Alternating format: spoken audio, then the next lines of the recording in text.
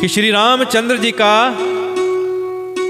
मुख कमल देखकर मुनिश्रेष्ठ के नेत्र रूप विभंवरे अत्यंत आदरपूर्वक उसका मकरंद रस पान कर रहे हैं। शरभंग जी का जन्म धन्य है कि कहे मुनि सुनु रघुवीर कृपाला, शंकर मानस राज मराला। जात रहे हूँ बिरंची के धामा, सुने श्रवण वन ए हहीं रामा।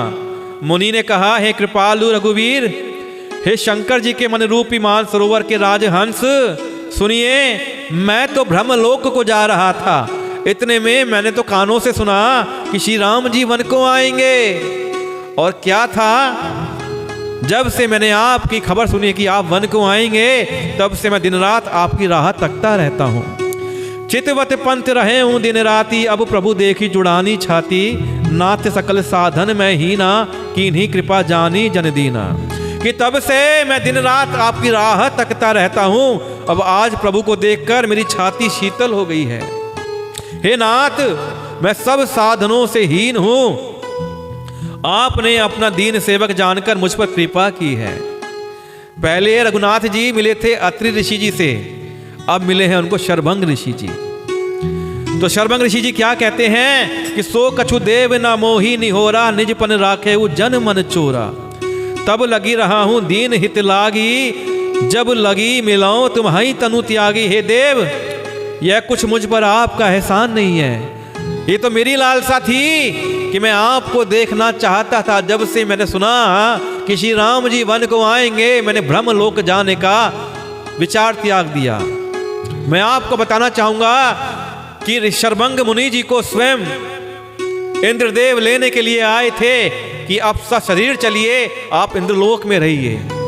और शरभंग ऋषि जी ने इंद्रदेव के इस प्रस्ताव को ठुकरा दिया कि नहीं, मेरे तो राघव आएंगे, पहले मैं उनके दर्शन करूंगा फिर कहीं जाऊंगा। तो इतना अच्छा प्रस्ताव कि शरीर के साथ इंद्रदेव शरभंग ऋषि जी को लेने आए थे, लेकिन शरभंग ऋषि जी ने जाने से मना कर दिया, क्योंकि वो राघव जी के दर्शन करना चाहते थे। तो अब क्या कहते हैं शरभंग ऋषि जी कि कुछ मुझ पर आपका एहसान नहीं है। हे भक्त मन चोर, क्या कहते हैं कि आप भक्त के मन को चोरी करने वाले हैं। तो शरभंग ऋषि जी ने श्री राम को क्या कहा, चोर, मन का चोर, कि राघव जी अपने भक्तों के मन को चुरा लेते हैं। ऐसा करके आपने अपने प्रण की रक्षा ही की है। अब इस दीन के कल्याण के लिए तब तक जहां ठहरिए जब तक मैं शरीर छोड़कर आपसे आपके धाम में ना मिलूं। तो कुछ रुकने की प्रार्थना करते हैं शरभंग ऋषि जी, कहते हैं कि जब तक मैं शरीर ना छोड़ दूं आप यहीं ठहरिए। फिर क्या कहते हैं कि योग यज्ञ जप जप जप तप व्रत कीन्हा, प्रभु कह देई भक्ति बर लीन्हा। एही विधि सर रची मुनि सरभंगा, बैठे हृदय छाड़ी सब संगा।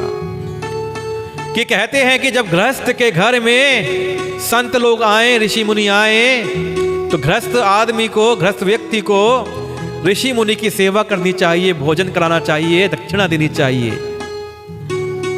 भिक्षा देनी चाहिए। लेकिन जब तपस्वियों के जहां संत मुनि के पास, ऋषि मुनि के पास गृहस्थ व्यक्ति पहुंचे, तो ऋषि मुनि क्या देते हैं, आशीर्वाद देते हैं। तो यही भांति शरभंग ऋषि कह रहे हैं कि आप आज मेरे पास आए हो, तो मैं भी आपको कुछ देना चाहता हूं। मैं आपको आशीर्वाद स्वरूप जो भी योग यज्ञ जप तप व्रत करके जो भी मैंने पाया है, इस दिव्य शक्तियों में जो मैंने पाई हैं दिव्य शक्तियां, वो सब मैं आपको समर्पित करना चाहता हूं। तो योग यज्ञ जप तप जो कुछ व्रत आदि से भी मुनि ने पाया था, सब प्रभु को समर्पण करके बदले में भक्ति का वरदान ले लिया। किस प्रकार की भक्ति का वरदान लिया, आइए उसकी चर्चा हम अगली चौपाई में करेंगे। और इस प्रकार दुर्लभ भक्ति प्राप्त करके फिर चिता रचकर मुनि शरभंग जी ने हृदय में सब आसक्ति छोड़कर उस पर जा बैठे। अब मुनि शरभंग जी ने अपने लिए चिता बना ली, स्वयं ही इन्होंने अपने लिए चिता निर्मित कर ली और उस चिता पर जाकर बैठ गए।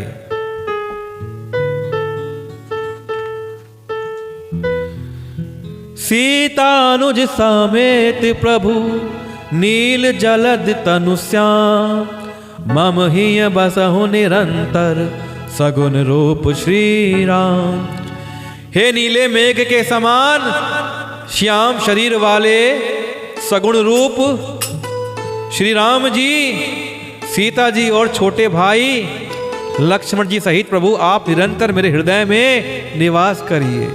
यह शरभंग ऋषि जी निवेदन कर रहे हैं, प्रार्थना कर रहे हैं। आइए, ऐसा कहकर शरभंग जी ने योग अग्नि से अपने शरीर को जला डाला कि पहले स्वयं के लिए चिता बनाई और योग की अग्नि से अपने शरीर को जला लिया और श्री राम जी की कृपा से बैकुंठ को चले गए।